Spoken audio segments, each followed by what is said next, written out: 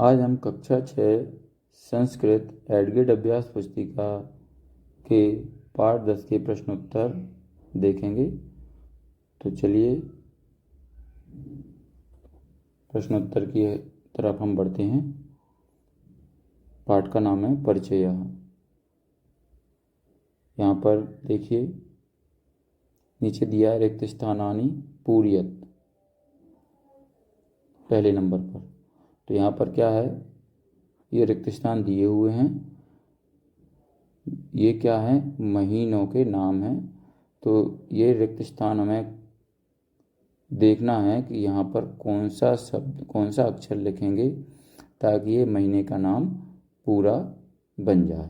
तो ये देखिए वह यहाँ पर शाह बनाएंगे और खा इस तरफ लिखा ही है, तो ये क्या हो जाएगा, वैशाखा। इसके बाद दूसरा है मार्ग शीशा। इसके बाद आश्विनः। इसके बाद भाद्रपदः। इसके बाद क्या है, कार्तिकः। ये देखिए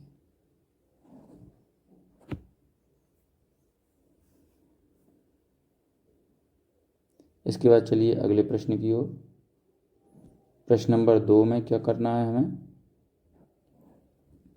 उदाहरणानुसारम रिक्त स्थानानि पूरयत, यानी उदाहरण के अनुसार हमें रिक्त स्थान की पूर्ति करना है।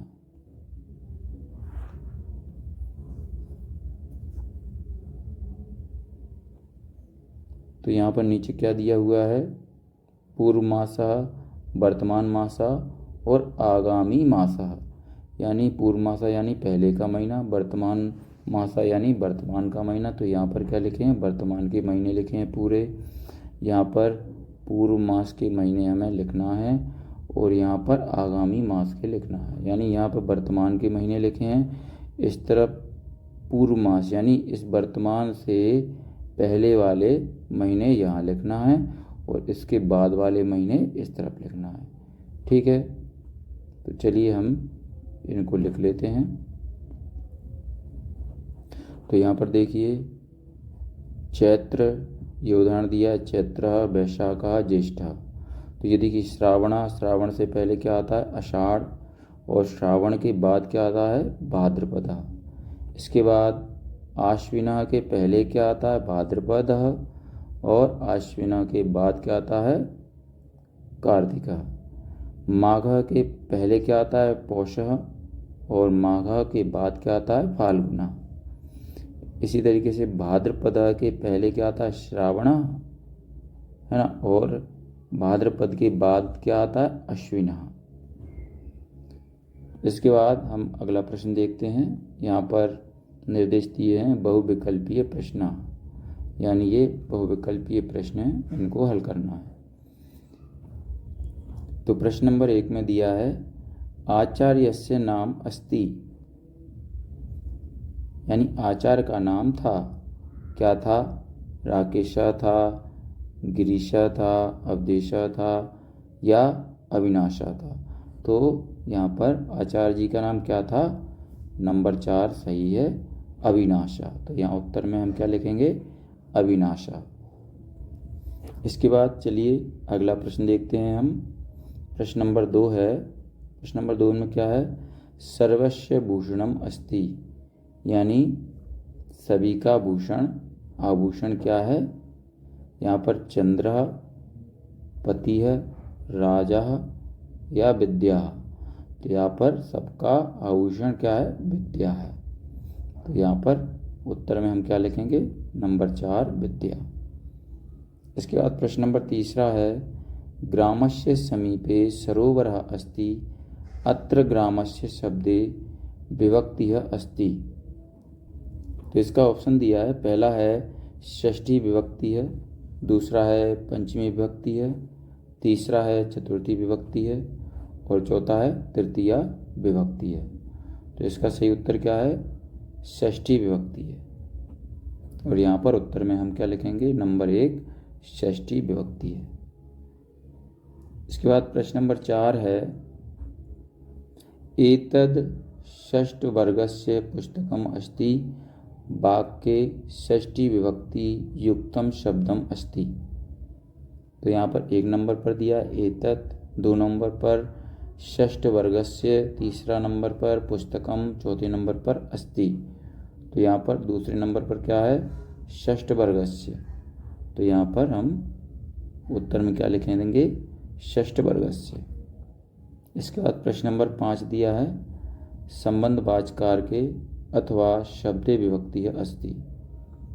तो यहाँ पर पहला है तृतीय विभक्ति है, दूसरा है चतुर्थी विभक्ति है, तीसरा है पंचमी विभक्ति है, चौथा है षष्ठी विभक्ति है। इसका सही उत्तर क्या है, षष्ठी विभक्ति है। उत्तर में हम लिख देंगे नंबर 4 षष्ठी विभक्ति है। इसके बाद अगले प्रश्न की ओर बढ़ते हैं। इसमें निर्देश दिए गए हैं रिक्त स्थानानि पूरयत। यहाँ पर कुछ शब्द दिए हुए हैं, इन शब्दों में से सही शब्द चुनकर हमें नीचे खाली स्थान दिए हुए हैं 6 से लेकर 10 तक, इनमें ये शब्द हमें भरना है। तो चलिए पहले में क्या आएगा, मम, दूसरे में देशस्य, तीसरे में बागरोदा ग्रामम, और 90 में क्या आएगा, रामस्य, और 10वें में संविधानस्य। इसके बाद अगला प्रश्न है, इसमें निर्देश दिए गए हैं एक पदेन उत्तरम लिखति। यानी यहाँ पर क्या करना है, एक पद में एक लाइन में उत्तर देना है या एक शब्द में उत्तर देना है। तो यहाँ पर प्रश्न नंबर 11 है नारीणाम भूषणम किम अस्ति। यानी नारी का आभूषण क्या है, तो सही उत्तर इसका क्या है, पति है। इसके बाद अगला प्रश्न है प्रश्न नंबर 12 आनंदः कस्य मातुलः अस्ति। इसका उत्तर है गिरीशः। इसके बाद प्रश्न नंबर 13 है राजा कस्याः भूषणम अस्ति। इसका उत्तर है पृथिव्याः। प्रश्न नंबर 14 है विद्यालयस्य नाम किम अस्ति। इसका उत्तर है स्वामी विवेकानंद। इसके बाद आगे के प्रश्नों के लिए क्या निर्देश दिए हैं, एक वाक्येन उत्तरम लिखति। एक वाक्य में उत्तर लिखना है जो नीचे प्रश्न दिए हैं उनके। तो यहाँ पर प्रश्न नंबर 15 है कवितायाः विद्यालयस्य पूर्वतः का अस्ति। इसका उत्तर है कवितायाः विद्यालयस्य पूर्वतः उद्यानम अस्ति। इसके बाद प्रश्न नंबर 16 है कासां भाषा संस्कृतम अस्ति। यानी कौन सी भाषा में संस्कृत हैं। तो इसका उत्तर क्या है वेदानाम उपनिषदाम शास्त्राणाम च भाषा अस्ति।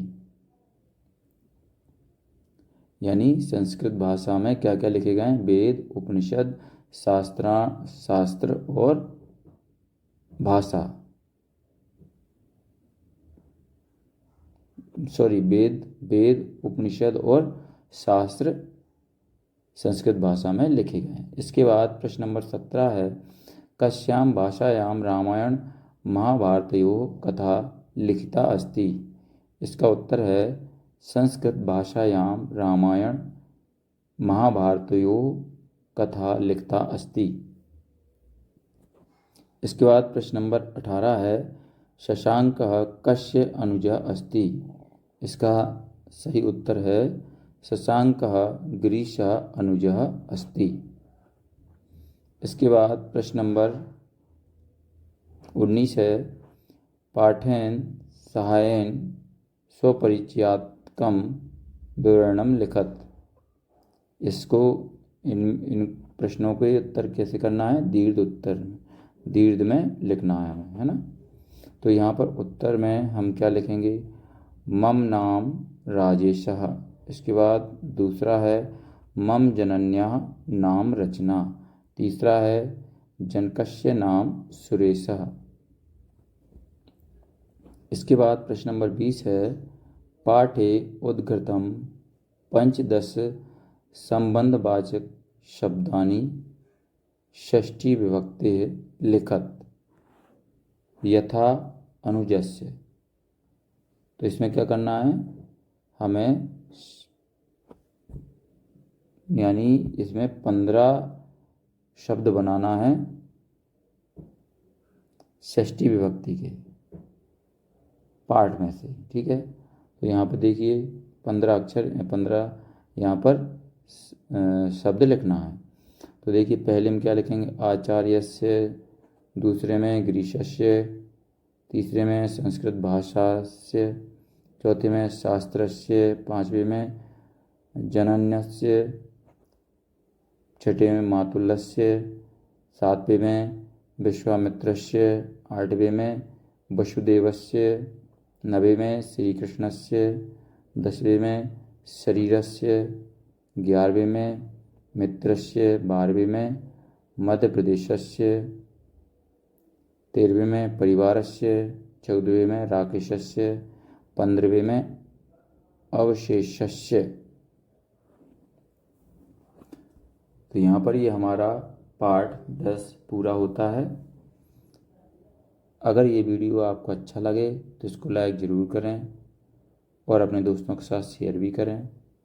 हमें कोई सुझाव लिखना है तो कमेंट बॉक्स में ज़रूर लिखें। इसी तरीके के और भी वीडियो पाने के लिए हमारे इस चैनल को सब्सक्राइब ज़रूर करें। धन्यवाद।